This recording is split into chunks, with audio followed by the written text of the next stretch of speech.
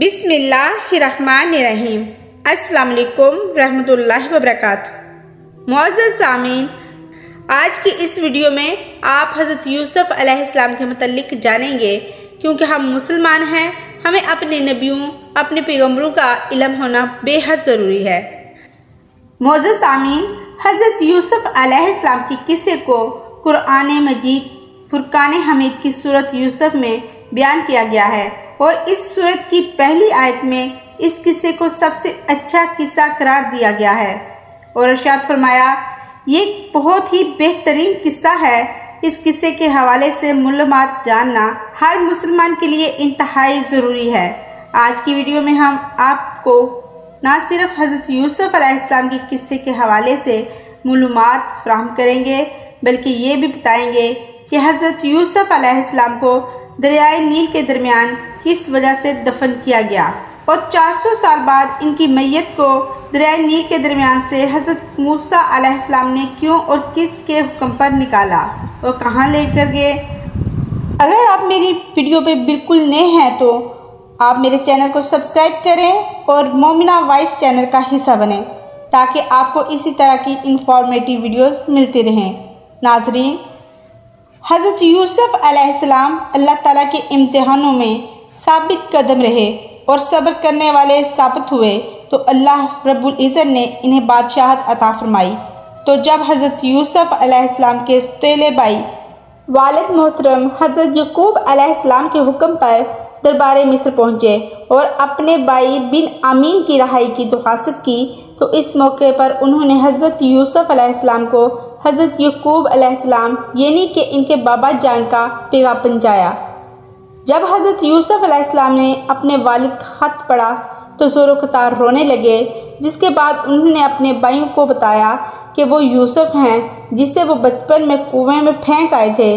یہ سن کر ان کے بھائیوں نے ان سے معافی مانگی، تو حضرت یوسف علیہ السلام نے انہیں معاف کر دیا اور اپنے بھائیوں سے کہا کہ اب تم لوگ جاؤ، میرا یہ کرتا لے کر جاؤ اور بابا جان کے چہرے انوار پر اس کو ڈال دو، تو ان کی بینائی واپس آ جائے گی۔ تم سب لوگ سب گھر والوں کو لے کر میرے پاس مصر آ جانا۔ یہ سن کر حضرت یوسف علیہ السلام کا سب سے بڑا بھائی، جس کا نام یہودا تھا، کہنے لگا یہ کرتا میں لے کر جاؤں گا، کیونکہ میں یوسف کا بکری سے خون سے رنگا کرتا ہی بابا کے پاس لے کر گیا تھا، جس سے میرے بابا کو بہت تکلیف ہوئی تھی۔ آج جب میں یہ کرتا لے کر ان کے پاس جاؤں گا تو یقیناً وہ مجھ سے بہت خوش ہوں گے۔ یہودا حضرت یوسف علیہ السلام کا کرتا لے کر خوشی خوشی مصر سے کران کی طرف روانہ ہوئے۔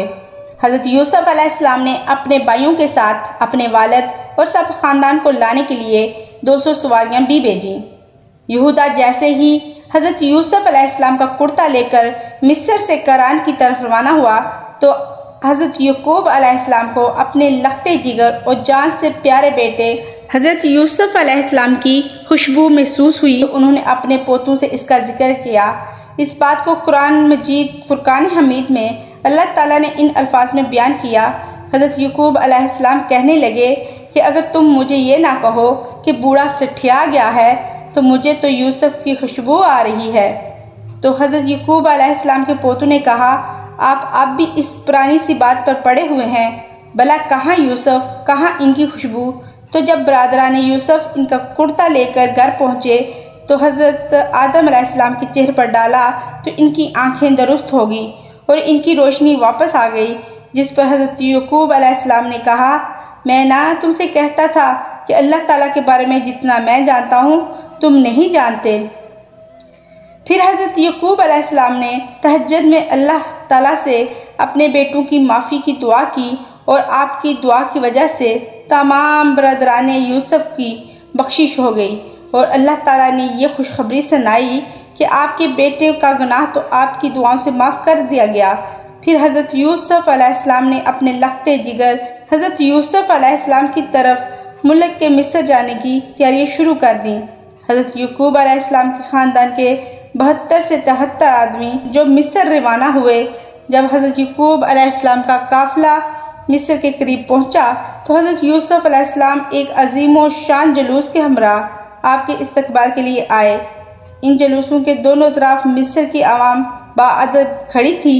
حضرت یعقوب علیہ السلام نے اپنے بیٹے یہودا سے پوچھا کہ یہ فرعون مصر کا لشکر تو نہیں؟ تو یہودا نے ان سے کہا، نہیں ابا حضور، یہ آپ کے لختے جگر حضرت یوسف علیہ السلام کا لشکر ہے جو آپ کے استقبال کے لیے آیا ہوا ہے۔ ناظرین، حضرت یعقوب علیہ السلام اس بات پر حیران ہوئے تو اللہ رب العزت کی طرف سے حضرت جبرائیل علیہ السلام تشریف لائے اور آپ نے حضرت یعقوب علیہ السلام سے فرمایا، اے اللہ کے نبی، ذرا سر اٹھا کر دیکھیے، آسمان کے فرشتے بھی آپ کی خوشی میں تشریف لائے ہیں۔ ان میں وہ فرشتے بھی شامل ہیں جو آپ کے غم میں آپ کے ساتھ روتے رہے۔ اس کے بعد حضرت یعقوب علیہ السلام اپنے فرزند حضرت یوسف علیہ السلام سے ملے۔ 40 سال بعد ہونے والی اس ملاقات نے باپ بیٹے کو آبدیدہ کر دیا۔ دونوں دیر تک ایک دوسرے کے گلے لگے رہے۔ پھر حضرت یوسف علیہ السلام اپنے خاندان کو لے کر اپنے دربار میں پہنچے اور حضرت یعقوب علیہ السلام کو سہارا دے کر اپنے تخت شاہی پر بٹھایا، اور ان کے ارد گرد آپ کے 11 بھائی اور آپ کی سوتیلی ماں بھی بیٹھ گئی۔ اس کے بعد ادب شاہی کے احترام میں سب نے حضرت یعقوب علیہ السلام کے سامنے سجدہ کیا۔ یہ سجدہ تعظیمی تھا جو اس وقت جائز تھا۔ سب کے سب حضرت یوسف علیہ السلام کے سامنے سجدے میں گر پڑے تو ان کے بعد انہوں نے اپنے والد سے کہا، ابا جان، یہ پہلے خواب کی تعبیر ہے۔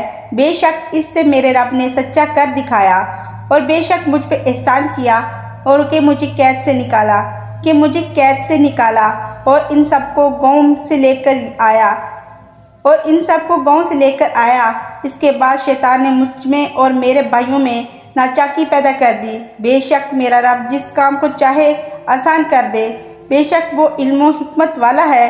یعنی میرے 11 بھائی ستارے ہیں، میرا باپ سورج اور میری والدہ چاند ہیں، اور یہ سب مجھ کو سجدہ کر رہے ہیں۔ اس کے بعد بادشاہ مصر حضرت یوسف علیہ السلام پر ایمان لے آیا اور اس نے ساری بادشاہت آپ کے حوالے کر دی۔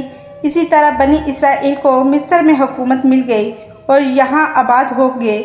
حضرت یعقوب علیہ السلام نے اپنی باقی زندگی حضرت یوسف علیہ السلام کے ساتھ خوش و خرم گزاری۔ حضرت یعقوب علیہ السلام تقریباً 24 سال تک مصر میں رہے اور پھر ان کی وفات ہو گئی، جس کے بعد حضرت یوسف علیہ السلام نے انہیں ان کی وصیت کے مطابق فلسطین میں دفن کیا۔ حضرت یوسف علیہ السلام نے 120 سال کی عمر پائی۔ حضرت یوسف علیہ السلام کے وصال پر ملال کے بعد ان کے چاہنے والوں میں اختلاف پیدا ہو گیا کہ حضرت یوسف علیہ السلام کو کہاں دفن کیا جائے۔ مصر کی عوام کا آپ سے محبت کا یہ عالم تھا کہ ہر کوئی یہ چاہتا تھا کہ حضرت یوسف علیہ السلام کو ان کے محلے میں دفن کیا جائے تاکہ ان کے محلے میں خیر و برکت رہے۔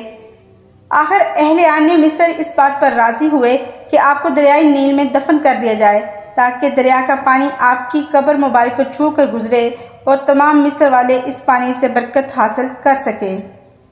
اس لیے آپ کا جسم اطہار کو سنگ مرمر کے صندوق میں بند کر کے دریائے نیل میں دفن کر دیا گیا۔ تقریباً 400 سال بعد حضرت موسیٰ علیہ السلام کے زمانے میں بنی اسرائیل کو حضرت یوسف علیہ السلام کی قیادت میں مصر چھوڑنے کا حکم دیا گیا تو حضرت موسیٰ علیہ السلام کو حضرت یوسف علیہ السلام کا تابوت بھی اپنے ساتھ لے جانے کا حکم خداوند قدوس نے دیا، جس پر حضرت موسیٰ علیہ السلام ان کا تابوت نکال کر اپنے ساتھ ملک شام یعنی کہ فلسطین لے گئے، جہاں حضرت یوسف علیہ السلام کے تابوت کو آپ کے آباء و اجداد حضرت اسحاق علیہ السلام، حضرت یعقوب علیہ السلام کی قبر مبارک کے نزدیک دفن کر دیا گیا۔ اس امید کے ساتھ آپ مجھے اجازت دیں کہ آپ کو میری ویڈیو پسند آئی ہوگی۔ اسی طرح ہر روز ایک نئی ویڈیو کے ساتھ ہم آپ سے ملتے رہیں گے۔ اجازت دیں، دعاؤں میں یاد رکھیں۔ اللہ حافظ۔